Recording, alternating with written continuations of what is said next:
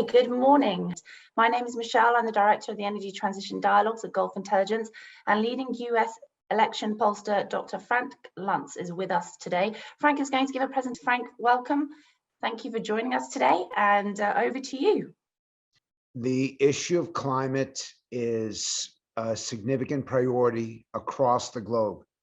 And with the muted success of COP26, we can see that it's not going away. And the Middle East is a focal point. Both you, Saudi, and the other countries, oil-producing countries, are going to face a challenge. And I'm going to walk through the language and messaging of climate, the public opinions, not just for the US, but also for the UK, because Europe is a different animal altogether. And I urge you to take this to heart, because this can mean the difference between a great corporate or governmental reputation and one that is always in trouble. And so allow me to go to my presentation. The difference between the US and Europe, I think, is very instructive to how priorities are different. This is the #1 visual that the American people react to, American opinion elite, and that's the cradling of the earth. Notice the two hands handing it off to the next generation. This is protection. This is prevention. These are all the things that we're seeking for the earth as we give it to the next generation. This is the #1 visual in communicating to America. And I'm going to show you a few more because it's different when you're communicating in the UK. And I show this because it is not just the words that matter. It's also the visuals, because the public is going to be looking for your intent when it comes to building either corporate reputation from the Emirates or national governmental reputation. The #1 issue right now for the UAE is education, and #2 is climate. These are the key elements for you and for America.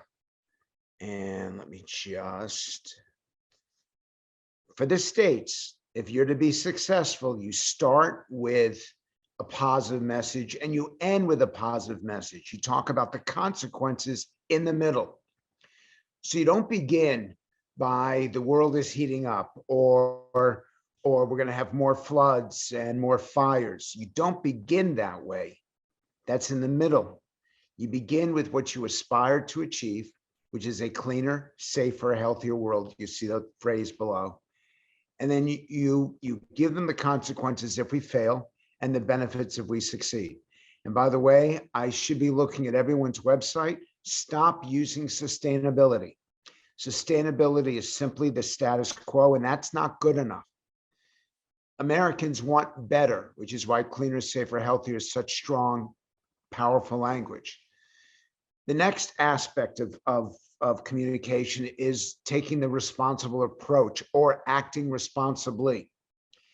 It is the #1 attribute, the #1 behavioral value that the public is looking for on all these environmental issues. Next is the idea that the environment isn't about today, it's about tomorrow. And the way you personalize that and humanize it is by emphasizing what we're doing for our children and our grandchildren and the next generation. It is not just something that we're doing for those who are young today. We're doing it for people who will be on this earth 50 years from now. You need to be on the side of transparency, accountability, and enforcement, because that means that not only are you serious, but it's going to be meaningful and measurable. And finally, this is a commitment, for a global commitment. And that is the best way to communicate that you're on board. So I know that we got government people on here. We've got business people on here. This, for the US, is how you achieve credibility. And I urge you, I've done some work in the past with the government, with Expo. This language needs to be used because this is how you communicate what you're trying to do when it comes to climate. Now, the UK is a little bit different. The UK instead of fires is the issue, the UK is more afraid of floods and rising sea levels. They also believe in an immediacy, because unlike the US, where the right of center people don't necessarily believe in climate change, in the UK, it's a universal opinion. And in fact, the only thing they'll say is, who wants to change more quickly? They will reward businesses and governments that actually pass legislation and move to addressing the consequences of climate the fastest. And once again, acting responsibly, or the responsible approach, is powerful. But the other question that the UK ask, and they want to understand, is what can or will we do now for a better tomorrow? That's the idea of the legislation. They want to know what changes will happen immediately. They don't want to wait another month, another year. They want to act right now. So if you have questions, please put them into the chat, and I'm going to walk through some more language with you. This is the committed or commitment, and this is the way to communicate. When you want to be known as a future or forward-looking company or government, they want to hear what your commitment is. And this is the best language: commitment to the children and grandchildren, commitment to protect and preserve the environment, commitment to taking responsibility, committed to holding all of us responsible, accountable. This phrase either should begin or end your communication. This is language you should be using on your website, and language that should be that your CEOs and your leadership should be talking about. In terms of what matters most, one of the reasons why you need to why you use the word acting responsibly or taking a responsible approach is that the Republicans and Democrats in America so greatly disagree on issues of the environment in general and climate in particular. So all of this research was designed to strike that middle ground, to influence both people on the left and people on the right. Right now, the Democrats are in control of Congress and the White House, and they are much more dedicated to resolving issues of climate. This means that if you're trying to impress the Biden administration or trying to connect with either American consumers or the political leadership, they want to know not what you plan to do, they want to know what you are doing already. And the key to that is, how do individuals benefit from climate solutions rather than the planet? For the UK, they want to know the impact of climate resolution on the globe. And the words they say is the planet.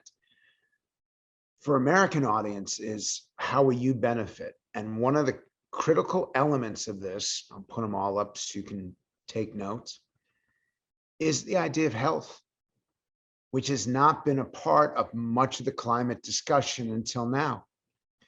The fact is, if we address climate, that is also addressing the environment, and that is providing each of us a better opportunity for better health. And so I urge you to consider that as part of your messaging. And when you're focused on China, because I know that that's an issue, enforcement, that's the reason why you have transparency, accountability, and enforcement, because every country has to be involved if we're to address this. And I actually offered to do this presentation specifically because this will have a bigger impact on your reputation than just about anything you can do over the next 12 months. I try to prepare a single page. And again, if you've got questions, please let me know. This is the most important words that you possibly could use to communicate the issue of climate. So when you ask people to imagine, it's the strongest word in the English language, because when you imagine something, you visualize it. So you ask people to imagine a world where every day our environment became cleaner, safer, and healthier. And every day we addressed successfully the challenges of climate. And you'll notice I say climate and not climate change. That's because in America, you've got half of Republicans who don't believe in climate change. They acknowledge that climate might be an issue, but they challenge the phrase climate change. That's why I only say climate. Meaningful and measurable. I can only have time to do a few of these. Meaningful and measurable means that it's significant, but meaningful, which means it's going to have an impact on you, and measurable, which means we can actually quantify it. So when you're doing something significant, a better phrase to use is meaningful and measurable. Carbon neutrality, not net zero. I know that that net zero is the popular phrase right now, but by a 25% margin, the public prioritizes carbon neutrality. Net zero doesn't mean anything to them. So I'm suggesting that you not follow the language of the activists and instead follow the language that more people actually prefer. The phrase, together we can do this. This is something that I see communicated by the government repeatedly over the last couple of years, is the emphasis of good societies act together, not as one, because you want to allow multiple points of view, but there's a level of cooperation and compromise, which is why that phrase is so important. Up at the top, fact-based. Please don't use evidence. There's evidence for the prosecution, there's evidence for the defense, evidence we argue over. Facts, we do not. So that's why you're taking a fact-based approach. In terms of, we got healthy there. Consequences of failure. The reason why you use the word consequences of failure is because people personalize it. They see it as something that's going to affect them in their own personal life. And there's no other word that does that. There's no other word that communicates that level of impact if we don't get it done. And so I urge you to use that. Anyway, this is the top. I'm going to take this off now, but these are the top words. And I don't know, Michelle, if you want to handle it or you want me to pull up the questions, but I know that there were a couple of comments, and I'll go back before we're done and show you a few more slides. So the first question, Frank, thank you for that very much. The first question is, you were talking there about countries' different approach, how some emphasize the US or more on what it means for you as an individual and what it means for us. Others like the UK focus more on what it means for the planet. Do you see that pivoting? And obviously those are just two countries out of the globe, but do you see on a global basis that pivoting to a more of a health-oriented standpoint with the pandemic in 2022, us seeing more of an alignment between all countries? Exactly. Perfect question. We know that health has no borders, and neither does climate. We know that it doesn't matter what armies or whatever protection you've got, that viruses will travel across the globe and will affect all of us. It's the same thing with climate. So yes, I believe that the health component is going to increase immediately, and it will be the number one climate concern within the next, let's say, 6 to 12 months. Right now, it's severe weather, but I think climate is going to be, health will be the number one component of climate by this time next year. Something that we can all be keeping an eye on, and hopefully we can catch up this time next year and see where we're stood at. Another question that we have is from a grassroots level. What is the best way to convey the overall challenge of energy security? This is something we hear a lot about how to achieve energy security while achieving low carbon growth. And you don't like to use the word sustainability, but greener growth in the future in a progressive way. What would you advise in terms of language? Obviously, we can't turn all our cars off and turn all our lights off that aren't based on renewables. And that message sometimes gets a bit confused, and people perhaps don't appreciate the speed issue, and that this is going to take time. It's going to take a lot of finance and policy support. What sort of communication aids would you suggest in that space?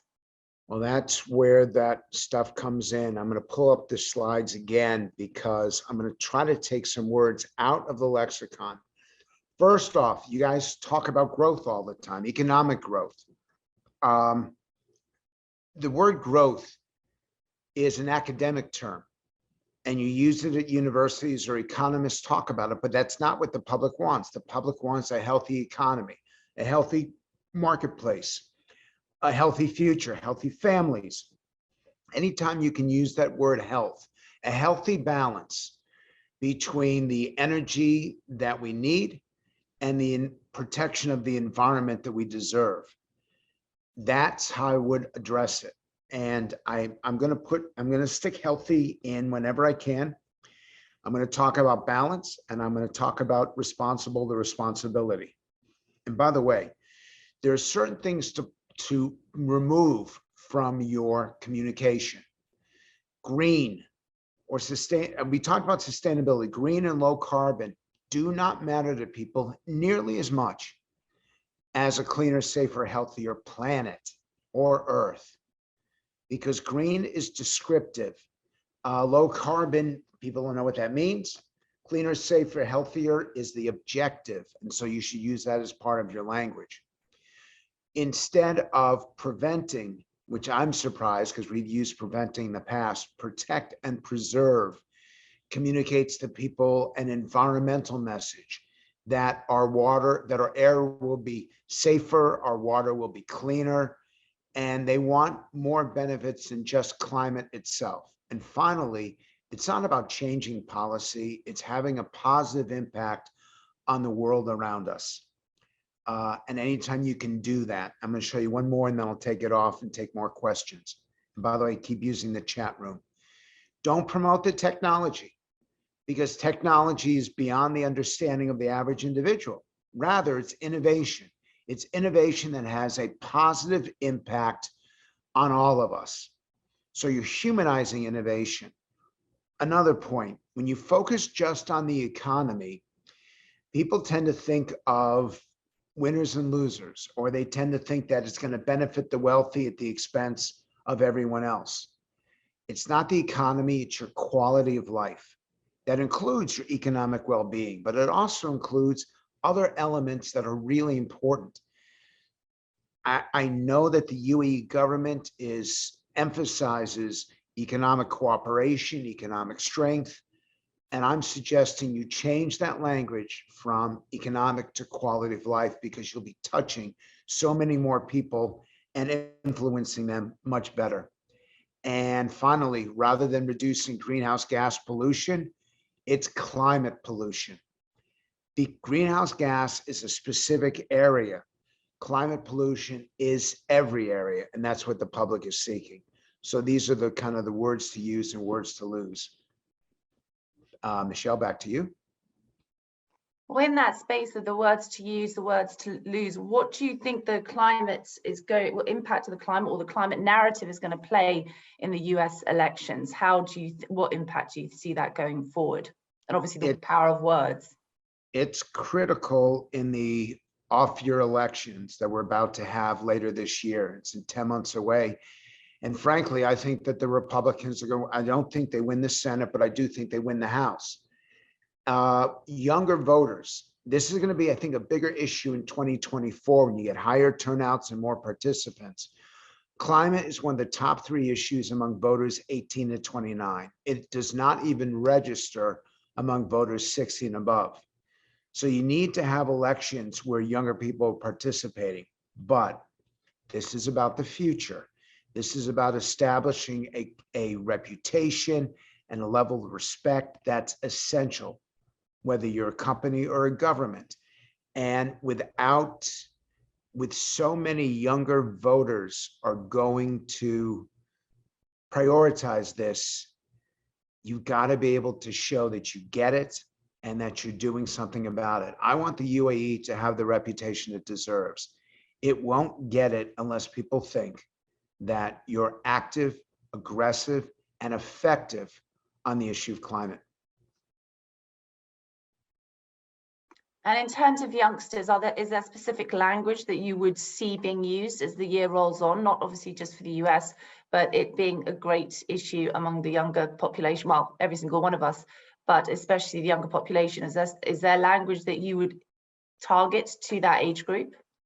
Yes, and in fact, the problem with that age group, frankly, is that they don't read. And I know that there might be one or two Yeah. people from an age group on this Zoom call, but it's the visuals that matter. And it's no longer the polar bear alone. It's the polar bear with the cub. The best visual for the US, the best visual for the UK, when you talk about the consequences, is animal life. It does even better than fires. It does even better than floods. The idea that those two animals are stranded and with a cub, that's how you communicate to the next generation. The other stuff that does pretty well, the traffic jams, seeing all the smoke. Let me show you what doesn't do well for young people. Any kind of boring graphic doesn't have an impact. Or just showing ice that's breaking up, or floods don't work. These two pictures work because people can imagine. They imagine the suffering of wildlife, and they imagine what it is for the whole neighborhood to go up in flames. That's first. Now let me show you how you communicate it more visually. The visual on the right is a tree. It's nature. And for the UK and for Europe, it's nature that they find most compelling. For the US, it's the next generation. I'll show you a couple more examples. Anytime you're showing animals, if you look at that shot on the left, young deer, that's going to have a great impact on your European market, even on your Asian market. Showing kids is not as effective in America, but it's not as effective in other parts of the globe. And what doesn't work, notice the bottom right-hand graphic. Just stay away from that. Graphics are simply less effective. Simple rule of thumb for the US, talk about and show the kids. For the UK, talk about and show wildlife. So Frank, we've only got a couple of minutes, so I'd be keen to get your view on what you would hope to see in the UAE in 2022. So obviously no graphics, and some of we've seen the words as well that we assume you wouldn't want to see ideally used in the UAE. Is there, what if you had your wish list, what would you want to see in terms of a position for the UAE going, and what do you think would be most effective? As we've discussed, different countries behave differently. I will want them to talk about results and solutions. I will want, rather than metrics or measurements. Results and solutions says that you're part of making, and by the way, it's not change, it's impact. And I've been frustrated because a lot of the words in Arabic don't mean the same in English. And I do mean to challenge the people on this call. I don't understand Arabic. I'm the bad person because I barely understand English. But, and I'm going to give you one example. The last year was known as the year of tolerance. We gave the world 8 different words and phrases to describe what tolerance is. And the number one, by the way, tolerance come in dead last. The number one attribute people wanted across the globe was mutual respect. It's simply a mistranslation. That is actually what your government was talking about. But that's not how it was translated. So my hope is whether you're a government official or a business, you will focus on the words that work across the globe and not make the same mistake that has been made in the past. That's my goal. That's my hope for the country. And do you see the focus being more on, obviously we've spoken about health, so you see it being more on health. Do you see it being more oriented towards animals? Do you see it being more oriented towards the family values for the UAE? Good question. If I had to choose, I'd be about family. Because in the end, the way you're going to reach everyone is actually reach them through moms. And the reason why we know this is that there's nothing that frightens a mom more than putting a glass of water, a glass underneath a faucet, having water come out and having it be dirty. No, it doesn't matter whether you're from South Korea, South Iran, or South Dakota. Clean or indeed air, any water at all. Exactly. Clean air, clean water. These are things that we expect from a civilized society. And so think of a mom as you're making the appeal for what you're doing on climate. Brilliant. Thank you very much, Frank. Unfortunately, we have to wrap up there. So we're talking about results and solutions in the UAE and using language that supports that. And obviously, you've taken us through some of the language aspects as well to stay away from and to promote. We're talking about how we need to speak about change and about impact and not change, essentially not to intimidate the audience, but to galvanize them and to get them on board. And as you summarized nicely, think of mum. So if it comes down to how you're thinking about your communication, boil it all down to, will that get a mum's attention? Will that spur her change? And if so, you're probably on the right track. So thank you very much, Frank, for joining us.